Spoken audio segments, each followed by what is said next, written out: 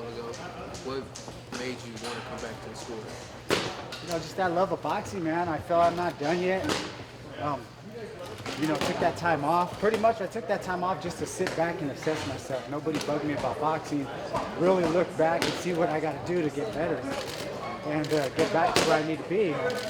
The more you keep fighting, back to back, big fight after big fight. 3 months later, back in again. You don't get time to sit back and really look at the big picture. And I was spiraling out of control. Just trying to walk guys down. I'm actually a little guy at welterweight. People think because I'm tall, but I came from 122 pounds. And the higher I got, the more I wanted to stand in there and exchange. And it's not smart. So those 18 months I took off, sat back, relaxed, watched, commentated, see what I got to do, looked at all my fights. I never used to watch any of my fights, see what I'm doing wrong or anything, and went back and checked them out. I was like, man, what the heck am I doing? But lesson to be learned, and man, I feel great right now. I feel fresh, and I needed that time off to recover and just relax, and man, I feel good. What's the main goal right now? Main goal is to get back to the top. Get back to the top. We're looking at Spence Porter, the Guerrero fight. We're looking at all the big fights, and just can't wait. Just can't wait. Thank God, putting me back in this position, be fighting on main event to drop myself right back into that, those big fights. So, that's where it comes down to just taking care of business. What's it been like for you doing the commentary role? You just said that you've been doing a little bit of that. Doing the commentary, it's nice. It's cool to sit there and, talk boxing. Actually, be there and just assess all the fighters. Watching what they do, watching the different styles, how styles make fights.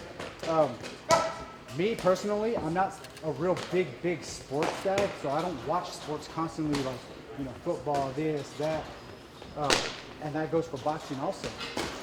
Being able to sit there and watch the actual fight, break guys down, break down their styles, do this, do that, really opens your mind up. You start learning a lot of different stuff. Your knowledge just starts expanding, and it was great. It was a great experience. I like it, and it's fun. Was there anybody who really impressed you while you were doing the commentary role, like that you maybe wouldn't have taken note of otherwise? I'm impressed by everybody. Here, if you don't mind. Did you speak with anybody that had retired and made a comeback, and get any input from anybody that went through what you're going through now? No, I didn't talk to anybody about retirement and coming back. Everybody's got everybody has their own problems. Everybody has their own issues, why they're retired. Everybody's different. So I can't go off of somebody's judgment, what they say, this is how I felt or that, because I'm a different person. I know how I feel, and I don't know how they feel. I mean, they can feel that they can't run no more or can move around in the ring. I can. So, I mean, it's different, when some people retire, they retire for different reasons. Did you feel, was it a decision just all of a sudden? Did it come on you slow, or did you one time just say, you know what, I'm going to go back, I'm going to come back? When I was doing the commentating and, being in the gym, moving around, because I've always sit in the gym. I'm born bred boxing, so, it's hard to just keep me away from the gym. So, going in there with the kids, moving around, stuff like that, just relaxing and resting and just assessing myself. But before I even decided to make a comeback, I said, hey, you know what? Told my father, told Bob Santos, Mario, all my guys, I'm like, hey, I want you guys to assess me and give it to me raw. Tell me straight out the way it is. And my guys always been guys that are going to tell me how it is, not what I want to hear. They're going to tell me what I need to hear.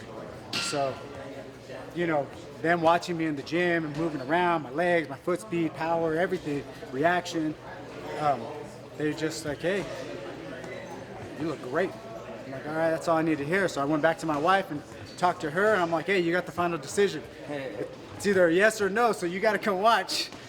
And, she said, I look great. Looking shit, look at what I'm doing everything good. I'm not getting hit. I'm not, being a rock'em sock'em robot, just come forward.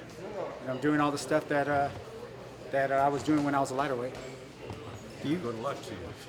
Thanks. Do you feel you can be better than you've ever been in the past, or was that pre-retirement? Oh, most definitely, because I feel right now is like, you know, when there's that saying, if I knew what I knew then, or what I know now then, I'd be awesome. So that's the way I feel right now, because in reality, in a lot of my fights, I was just walking guys down.